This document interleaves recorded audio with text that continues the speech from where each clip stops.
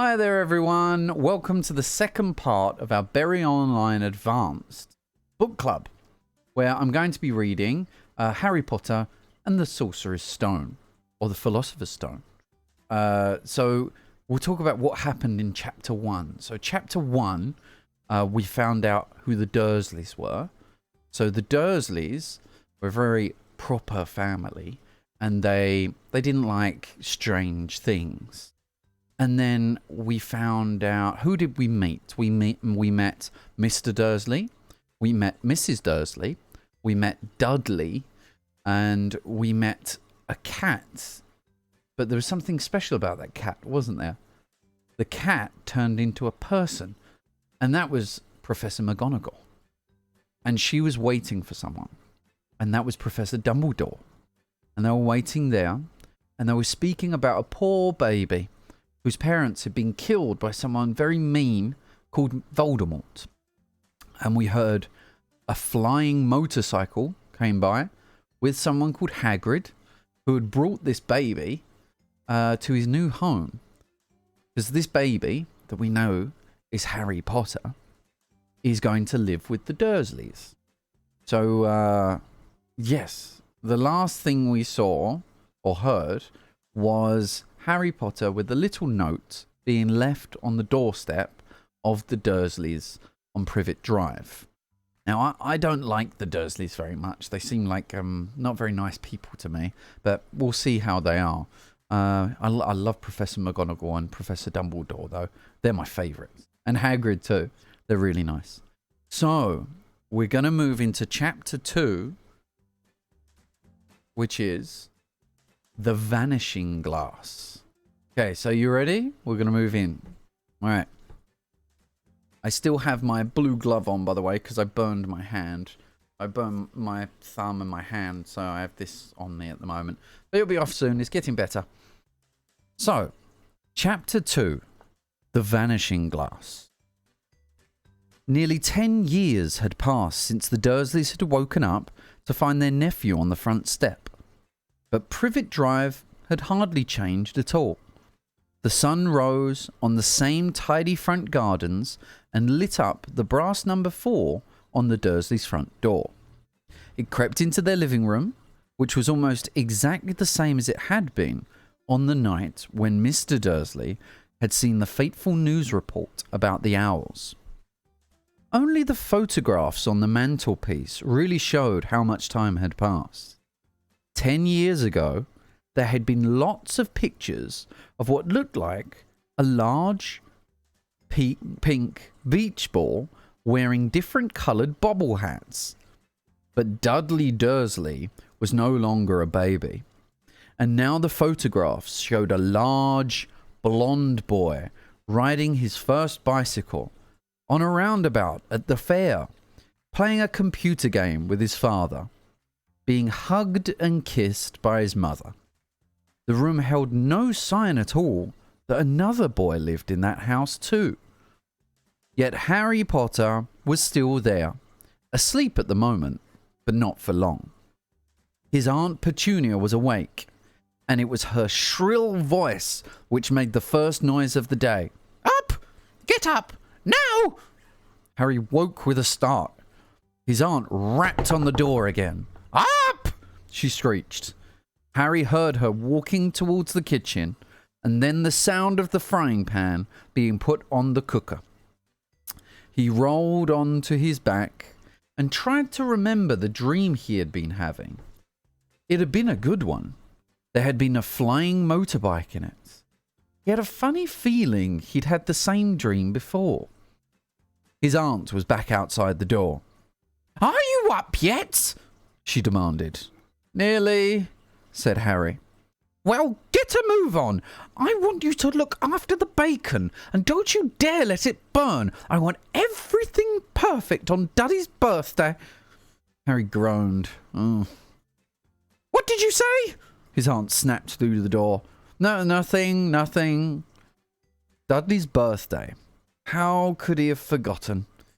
Harry got slowly out of bed and started looking for socks. He found a pair under his bed and after pulling a spider off one of them, put them on.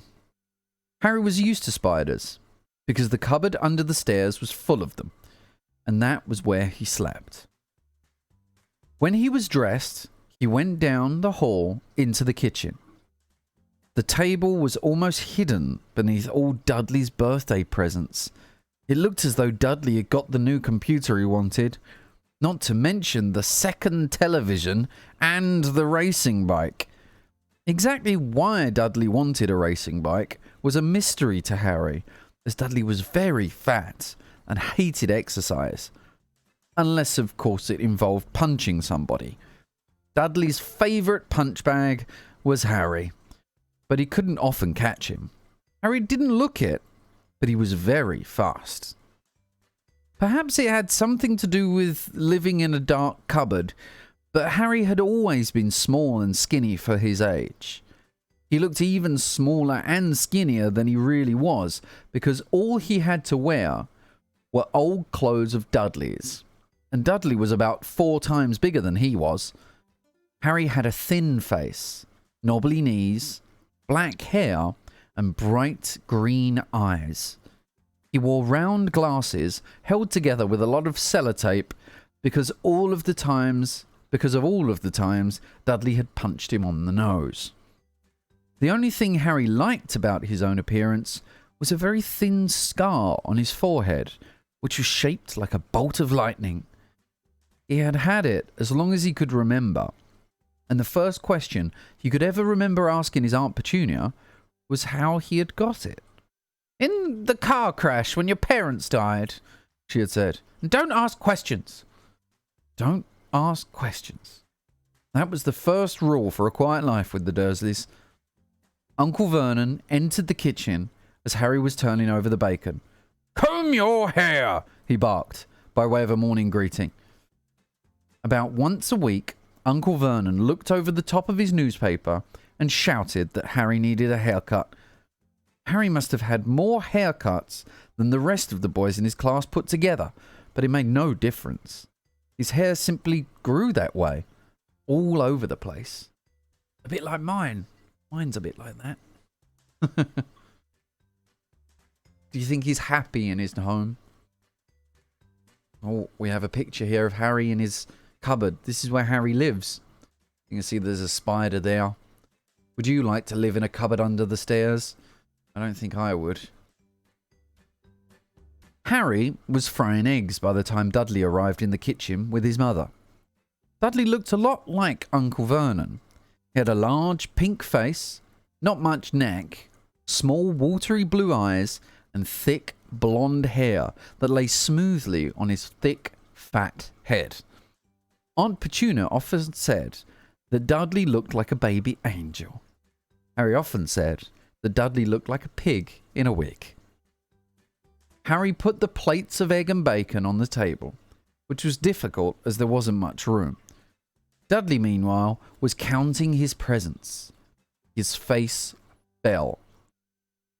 36, he said, looking up at his mother and father. "That's 2 less than last year." "Darling, you haven't counted Aunt Marge's present, see?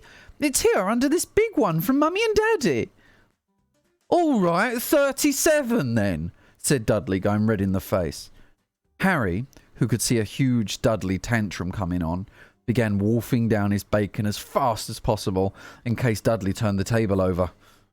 Aunt Petunia obviously scented danger too, because she said quickly, "And we'll buy you another 2 presents while we're out today. How's that, Popkin?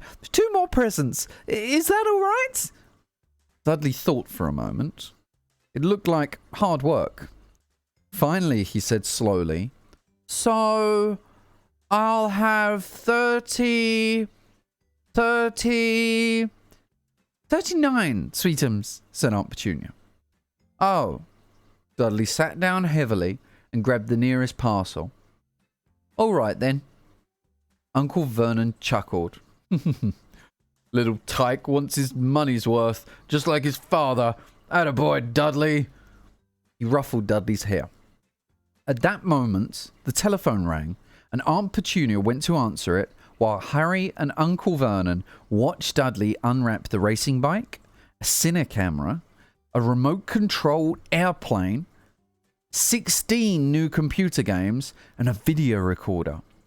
He was ripping the paper off a gold wristwatch when Aunt Petunia came back from the telephone, looking both angry and worried.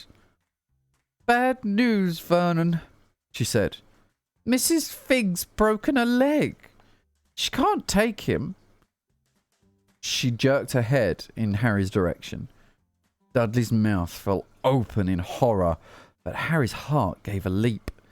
Every year, on Dudley's birthday, his parents took him and a friend out for the day to adventure parks, hamburger bars, or the cinema. Every year, Harry was left behind with Mrs. Fig, a mad old lady who lived 2 streets away. Maybe Harry is going to have the chance to go somewhere this year with him. Harry hated it there. The whole house smelled of cabbage, and Mrs. Fig made him look at photographs of all the cats she'd ever owned. "Now what?" said Aunt Petunia, looking furiously at Harry as though he'd planned this. Harry knew he ought to feel sorry that Mrs. Fig had broken her leg, but it wasn't easy when he reminded himself it would be a whole year before he had to look at Tibbles, Snowy, Mr. Paws, and Tufty again. "We could phone Marge," Uncle Vernon suggested. "Don't be silly, Vernon. She hates the boy." The Dursleys often spoke about Harry like this, as though he wasn't there. Or rather, as though he was something very nasty that couldn't understand them, like a slug. "What about, what's her name, your friend, Yvonne?" "On holiday in Mallorca," snapped Aunt Petunia. "You could just leave me here," Harry put in hopefully. He'd be able to watch what he wanted on television for a change, and maybe even have a go on Dudley's computer. But Aunt Petunia looked as though she'd just swallowed a lemon. "And come back and find the house in ruins?" she snarled. "I won't blow up the house," said Harry, but they weren't listening. "I suppose we could take him to the zoo," said Aunt Petunia slowly, "and leave him in the car." "That car's new. He's not sitting in it alone." Dudley began to cry loudly. In fact, he wasn't really crying. It had been years since he'd really cried, but he knew that if he screwed up his face and wailed, his mother would give him anything he wanted. "Dinky Duddy Dums, don't cry. Mummy won't let him spoil your special day," she cried, flinging her arms around him. "I don't want him to come," Dudley yelled between huge pretend sobs. "He always spoils everything." He shot Harry a nasty grin through the gap in his mother's arms. Just then, the doorbell rang. "Oh, good Lord, they're here," said Aunt Petunia frantically. And a moment later, Dudley's best friend, Piers Polkiss, walked in with his mother. Piers was a scrawny boy with a face like a rat. He was usually the one who held people's arms behind their backs while Dudley hit them. Dudley stopped pretending to cry at once. Half an hour later, Harry, who couldn't believe his luck, was sitting in the back of the Dursleys' car with Piers and Dudley. On the way to the zoo for the very first time in his life. His aunt and uncle hadn't been able to think of anything else to do with him, but before they'd left, Uncle Vernon had taken Harry aside. "I'm warning you," he said, putting his large purple face right up close to Harry's.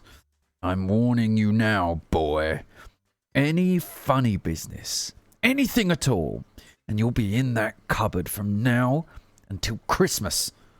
"I'm not going to do anything," said Harry, honestly, but Uncle Vernon didn't believe him. No one ever did. The problem was, Strange things often happened around Harry, and it was just no good telling the Dursleys he didn't make them happen.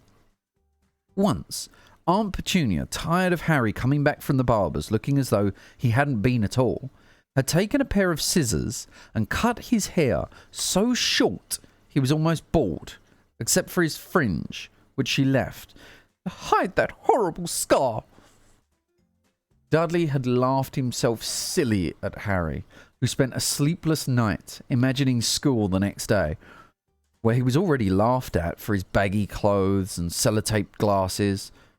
Next morning, however, he had got up to find his hair exactly as it had been before Aunt Petunia had sheared it off. He had been given a week in his cupboard for this, even though he tried to explain that he couldn't explain how it had grown back so quickly. Another time, Aunt Petunia had been trying to force him into a revolting old jumper of Dudley's, brown with orange bobbles. The harder she tried to pull it over his head, the smaller it seemed to become, until finally it might have fitted a glove puppet, but certainly wouldn't fit Harry. Aunt Petunia had decided it must have shrunk in the wash, and to his great relief, Harry wasn't punished. On the other hand, he'd got into terrible trouble for being found on the roof of the school kitchens. Dudley's gang had been chasing him as usual, when, as much to Harry's surprise as everyone else's, there he was, sitting on the chimney. The Dursleys had received a very angry letter from Harry's headmistress, telling them Harry had been climbing school buildings, but all he tried to do, as he shouted at Uncle Vernon through the locked door of his cupboard, was jump behind the big bins outside the kitchen doors. Ooh. Wow, so strange things happen to Harry, don't they? When there's all Dudley's presents. Harry supposed that the wind must have caught him in mid-jump. But today, nothing was going to go wrong. It was even worth being with Dudley and Piers, to be spending the day somewhere that wasn't school, his cupboard, or Mrs. Figg's cabbage-smelling living room. While he drove, Uncle Vernon complained to Aunt Petunia. He liked to complain about things. People at work, Harry, the council, Harry, the bank, and Harry were just a few of his favourite subjects. This morning, it was motorbikes. "Roaring along like maniacs, the young hoodlums," he said, as a motorbike overtook them. "I had a dream about a motorbike," said Harry, remembering suddenly. "It was flying." Uncle Vernon nearly crashed into the car in front. He turned right around in his seat and yelled at Harry, his face like a gigantic beetroot with a moustache. "Motorbikes don't fly!" Dudley and Piers sniggered. "I know they don't," said Harry. "It was only a dream." But he wished he hadn't said anything. If there was one thing the Dursleys hated even more than his asking questions, it was his talking about anything acting in a way it shouldn't. No matter if it was in a dream or even a cartoon, they seemed to think he might get dangerous ideas. It was a very sunny Saturday, and the zoo was crowded with families. The Dursleys bought Dudley and Piers large chocolate ice creams at the entrance. And then, because the smiling lady in the van had asked Harry what he wanted before they could hurry him away, they bought him a cheap lemon ice lolly. It wasn't bad either, Harry thought, licking it as they watched a gorilla scratching its head, and looking remarkably like Dudley, except that it wasn't blonde. Oh, there's the gorilla there, I think. Harry had the best morning he'd had in a long time. He was careful to walk a little way apart from the Dursleys, so that Dudley and Piers, who were starting to get bored with the animals by lunchtime, wouldn't fall back on their favourite hobby of hitting him. They ate in the zoo restaurant, and when Dudley had a tantrum because his Knickerbocker glory wasn't big enough, Uncle Vernon bought him another one, and Harry was allowed to finish the first. Harry felt afterwards that he should have known it was all too good to last. After lunch, they went to the reptile house. It was cool and dark in there, with lit windows all along the walls. Behind the glass, all sorts of lizards and snakes were crawling and slithering over bits of wood and stone. Dudley and Piers wanted to see huge poisonous cobras and thick man-crushing pythons. Dudley quickly found the largest snake in the place. It could have wrapped its body twice around Uncle Vernon's car and crushed it into a dustbin. But at the moment, it didn't look in the mood. In fact, it was fast asleep. Dudley stood with his nose pressed against the glass, staring at the glistening brown coils. "Make it move!" he whined at his father. Uncle Vernon tapped on the glass, but the snake didn't budge. "Do it again!" Dudley ordered. Uncle Vernon rapped the glass smartly with his knuckles, but the snake just snoozed on. "This is boring," Dudley moaned. He shuffled away. Harry moved in front of the tank and looked intently at the snake. He wouldn't have been surprised if it had died of boredom itself. No company except stupid people drumming their fingers on the glass, trying to disturb it all day long. It was worse than having a cupboard as a bedroom, where the only visitor was Aunt Petunia hammering on the door to wake you up. You can see Dudley there. Kind of looks like the gorilla, doesn't he? At least he got to visit the rest of the house. So you can see Harry there looking at the snake through the glass. The snake suddenly opened its beady eyes. Slowly, very slowly, it raised its head until its eyes were on a level with Harry's. It winked. Harry stared. Then he looked quickly around to see if anyone was watching. They weren't. He looked back at the snake and winked too. The snake jerked its head towards Uncle Vernon and Dudley and then raised its eyes to the ceiling. It gave Harry a look that kind of said quite plainly, "I get that all the time." "I know," Harry murmured through the glass, though he wasn't sure the snake could hear him. "It must be really annoying." The snake nodded vigorously. "Where do you come from anyway?" Harry asked. The snake jabbed its tail at a little sign next to the glass. Harry peered at it. Boa Constrictor, Brazil. Was it nice there? The boa constrictor jabbed its tail at the sign again, and Harry read on. This specimen was bred in the zoo. Oh, I see. So you've never been to Brazil? As the snake shook its head, a deafening shout behind Harry made both of them jump.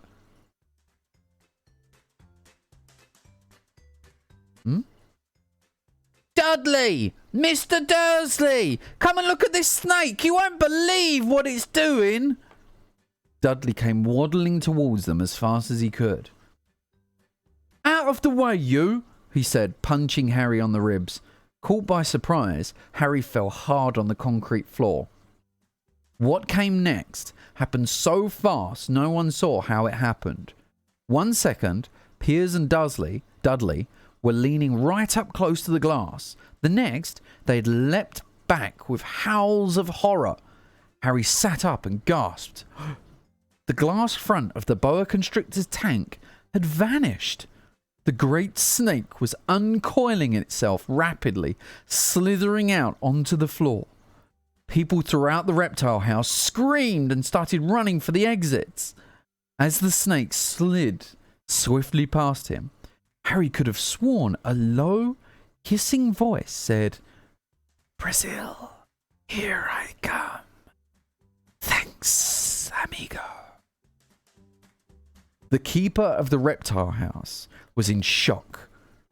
But the glass, he kept saying. Where did the glass go? The zoo director himself made Aunt Petunia a cup of strong, sweet tea while he apologized over and over again. Piers and Dudley could only gibber. As far as Harry had seen, the snake hadn't done anything except snap playfully at their heels as it passed. But by the time they were all back in Uncle Vernon's car, Dudley was telling him how it nearly bitten off his leg, while Piers was swearing it had tried to squeeze him to death.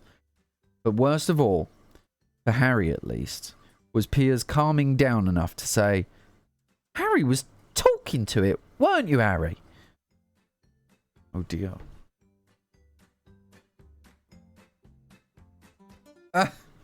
There's the snake chasing everyone around. That's a big snake. Uncle Vernon waited until Piers was safely out of the house before starting on Harry. He was so angry he could hardly speak. He managed to say, "Go, cupboard, stay, no meals," before he collapsed onto a chair and Aunt Petunia had to run and get him a large brandy. Harry lay in his dark cupboard much later, wishing he had a watch.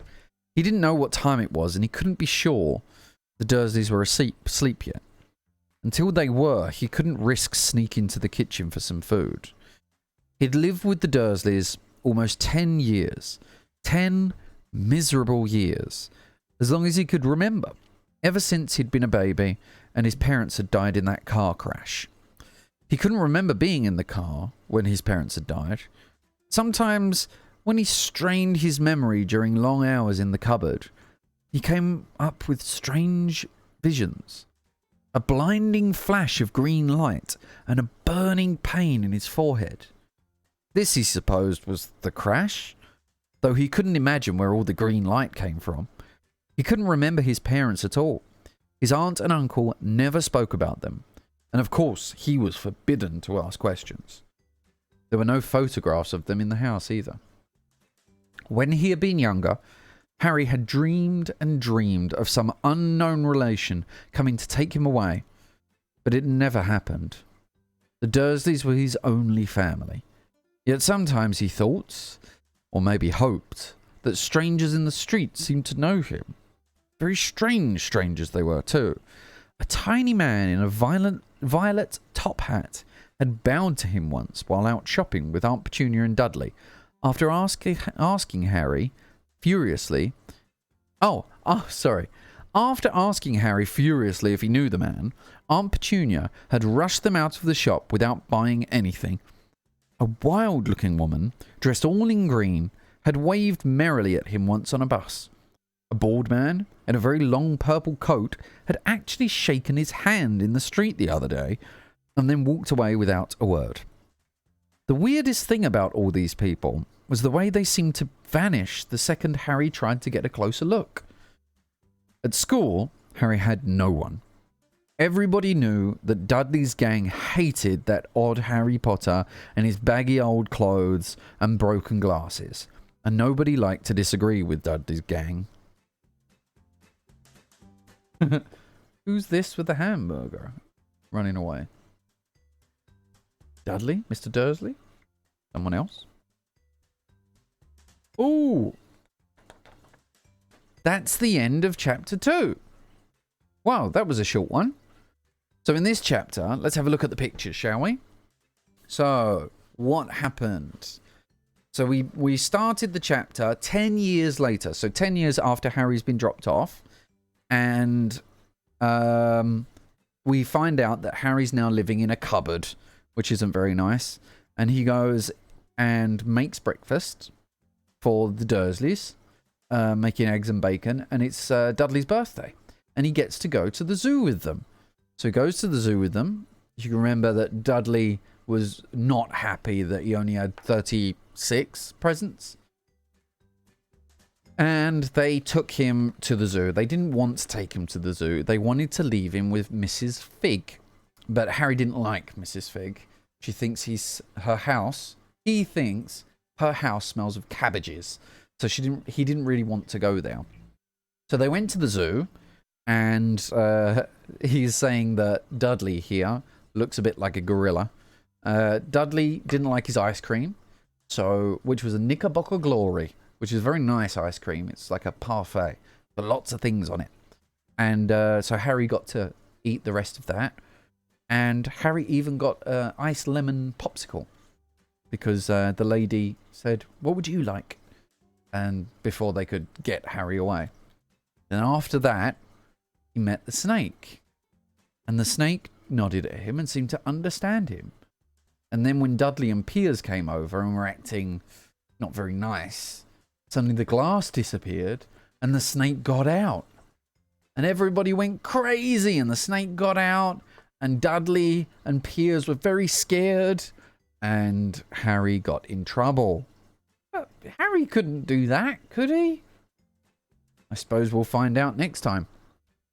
So, I hope you enjoyed chapter 2.